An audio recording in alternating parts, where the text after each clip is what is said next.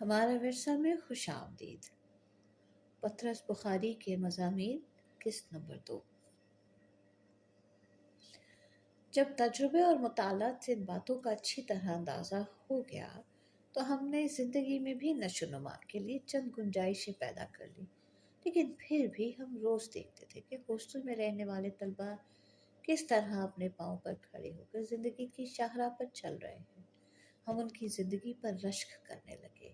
اپنی زندگی کو سدھارنے کی خواہش میں ہمارے دل میں روز بروز بڑھتی گئی۔ ہم نے دل سے کہا والدین کی نافرمانی کسی مذہب میں جائز نہیں، لیکن ان کی خدمت میں درخواست کرنا، ان کے سامنے اپنی ناقص رائے کا اظہار کرنا، ان کو صحیح واقعات سے آگاہ کرنا میرا فرض ہے، اور دنیا کی کوئی طاقت مجھے اپنے فرض کی ادائیگی سے باز نہیں رکھ سکتی۔ چنانچہ جب گرمیوں کی تعطیلات میں میں وطن کو واپس گیا تو چند مختصر مگر جامع اور مؤثر تقریریں اپنے دماغ میں تیار کر رکھی۔ گھر والوں کو ہاسٹل پر سب سے زیادہ اعتراض اس یہ تھا کہ وہاں کی آزادی نوجوانوں کے لیے از حد مضر ہوتی ہے۔ اس غلط فہمی کو دور کرنے کے لیے ہزارہا واقعات ایسے تصنیف کیے جن سے ہاسٹل کے قواعد کی سختی ان پر اچھی طرح روشن ہو جائے۔ سپرنٹینڈنٹ صاحب کے ظلم و تشدد کی چند مثالیں رقت آمیز اور ہیبت خیز پیرائی میں سنائیں۔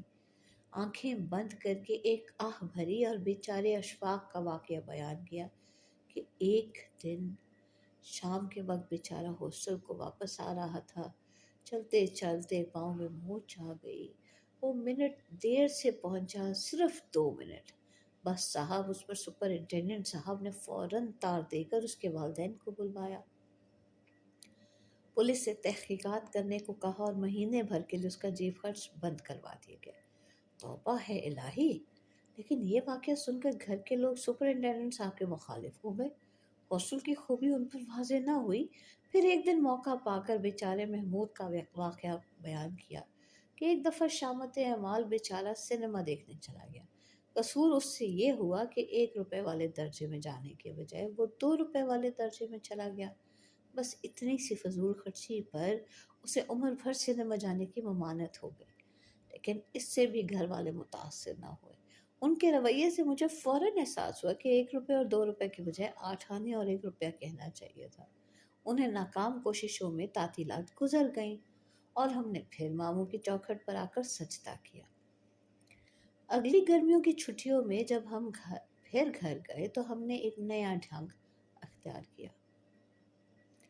2 سال تعلیم پانے کے بعد ہمارے خیالات میں پختگی سی آ گئی تھی۔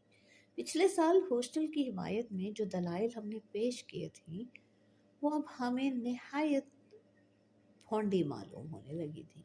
اب کہ ہم نے اس موضوع پر ایک لیکچر دیا کہ جو شخص ہاسٹل کی زندگی سے محروم ہو اس کی شخصیت نامکمل رہ جاتی ہے۔ ہاسٹل سے باہر شخصیت پنپنے نہیں پاتی۔ چند دن تو ہم اس پر فلسفیانہ گفتگو کرتے رہے اور نفسیات کے نقطہ نظر سے اس پر بہت کچھ روشنی ڈالی، لیکن ہمیں محسوس ہوا کہ بغیر مثالوں کے کام نہ چلے گا۔ اب جب مثالیں دینے کی نوبت آئی تو ذرا وہ دقت محسوس ہوئی۔ کالج کے جن طلباء کے متعلق میرا ایمان تھا کہ وہ زبردست شخصیتوں کے مالک ہیں، ان کی زندگی کچھ ایسی نہ تھی کہ والدین کے سامنے بطور نمونہ پیش کیے جا سکے۔ ہر وہ شخص جسے کالج میں تعلیم حاصل کرنے کا موقع ملا ہے جانتا ہے کہ والد اپنی اغراض کے لیے واقعات کو ایک نئے اور اچھوتے پیرائے میں بیان کرنے کی ضرورت پیش آتی ہے، لیکن اس نئے پیرائے کا سوجھ جانا الہام اور اتفاق پر منحصر ہے۔ بعض روشن خیال بیٹے والدین کو اپنے حیرت انگیز اوصاف کا قائل نہیں کر سکتے، اور بعض نالائق سے نالائق طالب علم والدین کو کچھ اس طرح مطمئن کر دیتے ہیں کہ ہر ہفتے ان کے نام منی آرڈر پہ منی آرڈر چلا آتا ہے۔ میں تو خدا سے یہی چاہتا تھا کہ وہ مجھے عرض و معروض کا موقع دیں۔ میں نے کہا دیکھیے نا، مثلاً ایک طالب علم ہے، وہ کالج میں پڑھتا ہے، اب ایک تو اس کا دماغ ہے، ایک اس کا جسم ہے۔ جسم کی صحت بھی ضروری ہے اور دماغ کی صحت تو ضروری ہی ضروری ہے، لیکن ان کے علاوہ ایک اور بات بھی ہوتی ہے جس سے آدمی گویا پہچانا جاتا ہے۔ मैं उसको शख्सियत कहता हूँ। उसका ताल्लुक ना जिस्म से होता है ना दिमाग से। हो सकता है एक आदमी की जिस्मानी सेहत बिल्कुल ख़राब हो और उसका दिमाग भी बिल्कुल बेकार हो, लेकिन फिर भी उसकी शख्सियत ना खैर ना खैर दिमाग तो बेकार नहीं होना चाहिए ना, वरना इंसान खपती होता है। लेकिन फिर भी अगर हो भी तो भी कोई शख्सियत एक ऐसी चीज़ है। ठहरिए, मैं अभी 1 मिनट में आपको बताता हूँ। 1 मिनट के बजाय वालिद ने मुझे आध घंटे की मोहलत दी, जिसके दौरान वो खामोशी के साथ मेरे जवाब का इंतज़ार करते रहे। इसके बाद मैं वहाँ से उठकर चला गया। 3-4 दिन के बाद मुझे अपनी गलती का एहसास हुआ। मुझे शख्सियत नहीं सीरत कहना चाहिए था। शख्सियत एक बेरंग सा लफ्ज़ है।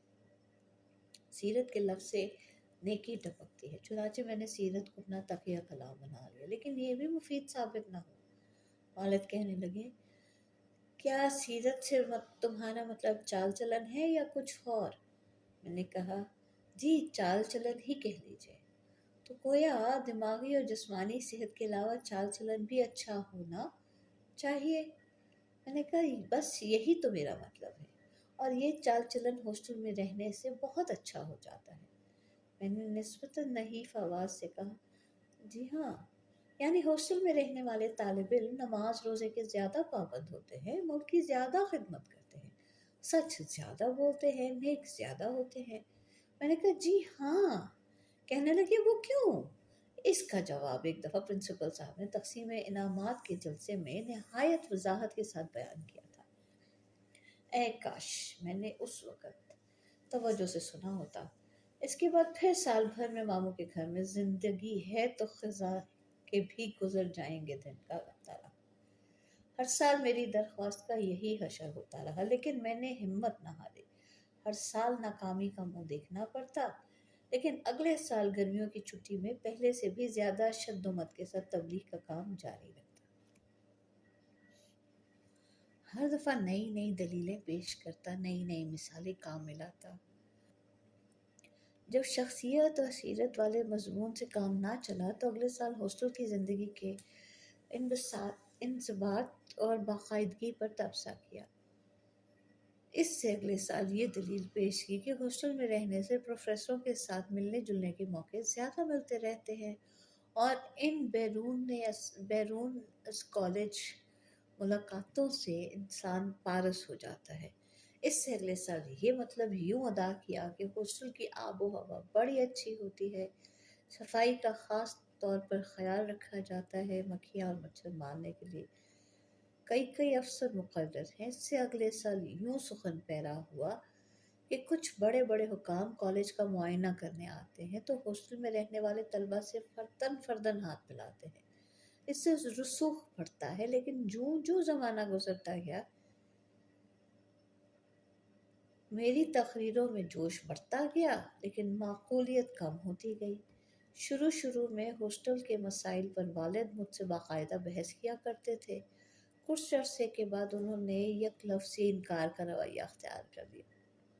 फिर एक आध साल मुझे हंस के टालते रहे, और आखिर में ये नौबत आन पहुंची कि वो हॉस्टल का नाम सुनते ही एक तंज आमीज़ खाके के साथ मुझे तशरीफ़ ले जाने का हुक्म दे दिया करते थे।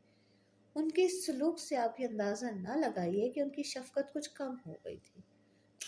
हरगिज़ नहीं। हकीकत सिर्फ इतनी है कि बाज़ नागवार हादसात की वजह से घर में मेरा इक़्तिदार कुछ कम हो गया था। इत्तेफाक ये हुआ कि मैंने जब पहली मर्तबा बीए का इम्तहान दिया तो फ़ेल हो गया।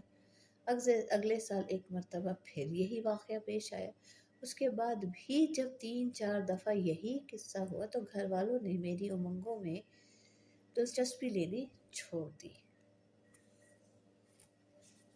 बीए में पैदल पे फेल होने की वजह से मेरी गुफ्तगू में एक सोच तो ज़रूर आ गया था, लेकिन कलाम में वो पहली जैसी शौक़त और मेरी राय की वो पहली जैसी वक़्त ना अपनाई थी। पथरस बुखारी के मज़ामीन हिस्सा 2 किस्त 2 आपकी नज़र पसंद आए तो लाइक कीजिएगा, कमेंट कीजिएगा, शेयर कीजिएगा। آپ کے تنقید اور آپ کے کامنٹس کا انتظار رہے گا، قسط نمبر 2 کی طرف سے اور ہماری طرف سے، اللہ نے کے بعد۔